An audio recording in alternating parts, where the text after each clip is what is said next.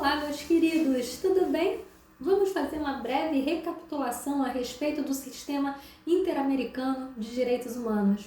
O Sistema Interamericano de Direitos Humanos é um sistema regional que vai amparar os direitos humanos na América, tá? Quando eu falo América, o sistema interamericano é composto por estados da Organização dos Estados Americanos. E aí você poderia me perguntar, Simone, um país europeu poderia participar, assinar a Convenção Americana de Direitos Humanos? A resposta é não. Apenas estados da OEA podem vir a assinar a Convenção Americana. A Convenção Americana criou a Corte Interamericana, mas a comissão era o sistema, tá? Ela fazia parte do sistema antes da criação da Corte. E vale destacar aqui o que vai acontecer de diferencial, o que é interessante no sistema interamericano em relação ao sistema global. Para começar, a gente vem da Declaração Universal dos Direitos Humanos, que elenca um rol de direitos civis, políticos, econômicos, sociais e culturais, de forma breve, mas os elenca. Contudo, a operacionalização desses direitos vieram quando? Vieram a partir do Pacto Internacional de Direitos Civis e Políticos e Pacto Internacional de Direitos Sociais, Econômicos e Culturais, o chamado PIDESC, falando a grosso modo. E isso foi um avanço. Pelo menos, agora falando sobre o Pacto Internacional de Direitos Civis e Políticos, já foi um avanço, uma vez que ele trouxe um Comitê de Direitos Humanos. Porque a DUDH era uma resolução das Nações Unidas, não é um tratado, e que ela tem força vinculante por ser um costume internacional. E não uma resolução, que resolução até mesmo da ONU não necessariamente tem força vinculante. Agora, ela é uma obrigação internacional por ser considerada um costume. O que tinha de fraco nela era justamente o fato de não ter nenhum órgão de monitoramento, de como instrumentalizar de fato a proteção àqueles direitos elencados. Então, a criação dos pactos, trazendo em especial o Pacto Internacional de Direitos Civis e Políticos, trouxe a possibilidade de quê? De justamente trazer o Comitê de Direitos Humanos, a possibilidade de recebimento de comunicações entre os estados e comunicações diferentes, até mesmo individuais, mas isso foi objeto de protocolo ao pacto. Uma dica que eu dou para você decorar sobre o comitê, eu brinco que é como se a DUDH tivesse atingido a maioridade com a criação dos pactos. Então, o comitê tem 18 membros de nacionalidades diferentes e há uma distribuição geográfica entre os membros do comitê. Não há um órgão jurisdicional no Pacto Internacional de Direitos Civis e Políticos. No âmbito do sistema regional, agora falando sobre o sistema interamericano, já houve esse avanço. Logo, no sistema interamericano existe uma corte capaz de produzir uma sentença judicial, uma sentença internacional, não é uma sentença estrangeira. Sentença estrangeira é aquela, por exemplo, que o Estado parte, tá? Sentença estrangeira é a sentença de outro país, elaborada por um tribunal em relação ao qual não temos nenhum conhecimento, nenhuma relação. É diferente de uma sentença internacional que faz parte de um tribunal ao qual, no caso o Brasil, assinou como Estado parte. Então, há uma sentença internacional. Sentenças internacionais não precisam ser homologadas pelo STJ. É diferente da sentença estrangeira feita por um juiz, da França. E eu quero que produza efeitos no Brasil, aí sim tem que homologar. Sentença da Corte Interamericana não tem que ser homologada no Brasil. E na composição desse sistema interamericano, nós temos a Comissão Interamericana e a Corte Interamericana de Direitos Humanos. Ambos contam com 7 membros, tá? As duas contam com 7 membros. Eu brinco, pense que é o número da sorte.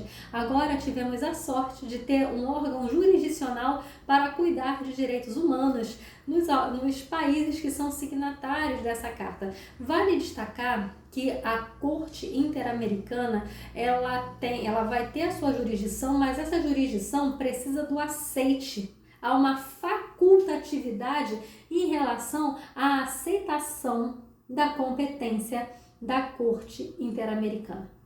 O Brasil é signatário da Convenção e aceitou a competência contenciosa da Corte. Perceba o seguinte, a Corte possui duas competências, a consultiva e a competência contenciosa. A competência contenciosa é para julgar violações a direitos humanos naquele território. Ponto importante a relembrar, a destacar, é que para haver um procedimento no sistema interamericano, basta que a vítima esteja no território de um dos estados que é signatário e que aceitou a competência da corte. E aí sim, nesse caso, poderá operar aquela corte. Não importa a nacionalidade da vítima, em virtude de que direitos humanos são universais. Importa que ela esteja na jurisdição daquele estado, dentro dos limites territoriais daquele estado. Então, temos a comissão com 7 membros, a corte com 7 juízes. Para fazer parte da comissão, basta que a pessoa tenha um elevado conhecimento de direitos humanos e que ela tenha alta idoneidade moral. Não é necessário ser juiz para participar da comissão. Inclusive, eu sou, o presidente da ONG Médicos Sem Fronteiras. Ele entende bem de direitos humanos. Então, ele não precisa ser um jurista para estar na comissão. Ele não vai julgar. É diferente da composição da Corte Interamericana, que tem 7 juízes, mas esses têm que ser juristas com alta autoridade moral e alto conhecimento em matéria de direitos humanos. Quanto ao tempo do mandato, na comissão o mandato é de 4 anos. Já na corte, o mandato é de 6 anos. Para uma dica para você não se esquecer, comissão está aqui primeiro, corte depois. Então, antes veio 4, depois veio 6. Então, 6 anos é o mandato do juiz da Corte Interamericana de Direitos Humanos. Em ambos os casos, são eleitos a título pessoal. Isso significa que eles não são eleitos para representar os interesses dos quais são nacionais, dos países nos quais são nacionais. Eles são eleitos para julgar os casos com imparcialidade. Nada impediria, por exemplo, infelizmente já falecido Cansado Trindade, que foi um dos juízes da Corte Interamericana, que era brasileiro. Cansado Trindade, brasileiro, poderia muito bem julgar um caso de forma contrária aos interesses do Brasil, afinal ele foi eleito a título pessoal. A Comissão de Direitos Humanos é o órgão responsável por receber as petições. E aí vai verificar os requisitos de admissibilidade daquelas petições. Como, por exemplo, esgotamento dos recursos internos. Eu não posso entrar com uma petição no âmbito da Corte, no âmbito da Comissão Interamericana de Direitos Humanos, inclusive isso se faz por site, e aí, sem ter pelo menos tentado resolver o meu problema no direito interno. Imagine que violaram o meu direito à educação, não permitiram, por um motivo qualquer, eu entrar em uma faculdade. Todo mundo sabe que eu sou defensora dos alunos. E vamos imaginar que eu descobri que determinadas faculdades estão impedindo o meu ingresso no trabalho por causa do fato de eu ser defensora dos alunos. Então, isso está violando o meu exercício de profissão. Isso é só um exemplo, tá? Antes de recorrer à Comissão Interamericana de Direitos Humanos, nada me impediria de entrar com um mandado de segurança, em virtude do meu direito líquido e certo de exercer a profissão, ou uma ação de obrigação de fazer ou de dano moral, em virtude do que está acontecendo comigo. E então, gente, nesse caso, é essencial. Oh, meus cílios postiços estão caindo. Então, nesse caso, eu tenho que esgotar os recursos internos. A exceção é quando não existe recurso interno para ser esgotado. E isso aconteceu em um caso que tramitou na corte e que a República Dominicana alegou que 2 meninas que não estavam recebendo a certidão de nascimento poderiam ter utilizado o recurso de amparo, que é igual ao mandado de segurança no Brasil. E a corte entendeu o seguinte: olha, não adianta você alegar a falta de esgotamento aos recursos internos se o seu recurso interno não é efetivo, não funciona. A pessoa não pode entrar com recurso de amparo se ele depende de uma lei que o regulamente e essa lei não existe. Então, nesse caso, pode pular o requisito do prévio esgotamento das instâncias internas. Outro requisito é não haver litispendência internacional, ou seja, o mesmo caso ser objeto de denúncia no sistema interamericano e no sistema global da ONU. Ou seja, se houver litispendência internacional, caso já estiver tramitando na ONU, aí nesse ponto, vamos imaginar que algum estado comprou a minha briga e o caso está correndo na ONU também. Nesse caso, o sistema interamericano não vai operar, porque falta requisito de admissibilidade em relação a essa ação. Outro pré-requisito da petição é que ela seja impetrada até 6 meses depois da última decisão definitiva naquele processo. Claro, e outros requisitos relacionados à petição tem que ter nome, nacionalidade, endereço da vítima, ou suposta vítima, melhor dizendo. Quem pode entrar com ação no sistema interamericano é qualquer pessoa, grupo de pessoa, alguma organização não governamental que seja regular em algum dos países signatários dessa convenção. E, claro, o próprio Estado também pode demandar contra outro Estado. Isso é muito raro. Pelo menos até 2019 houve apenas uma denúncia Estado contra Estado por violação de direitos humanos. Um deles terminou em acordo. Uma vez que a petição atende os requisitos e se constata que há de fato uma denúncia ser recebida por violação a direitos humanos, o caso vai passar para a Corte Interamericana de Direitos Humanos, a qual irá julgar aquele caso.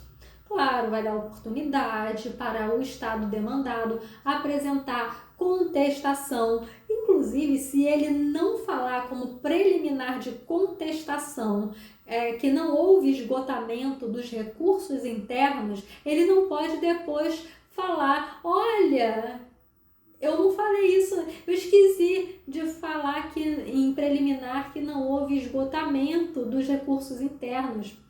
Porque isso aí é violar o chamado princípio de Estopel. É como praticamente impedir uma conduta contrária. Olha, você não contestou aqui, agora quer alegar que não alegou a questão relacionada ao esgotamento do recurso interno? Pois bem, então vai haver uma sentença. Essa sentença é inapelável. Não há como recorrer de uma sentença da Corte Interamericana de Direitos Humanos. E ela também é obrigatória. O Estado tem que cumprir, esponte sua, ou seja, por vontade própria, a sentença proferida pela Corte Interamericana de Direitos Humanos.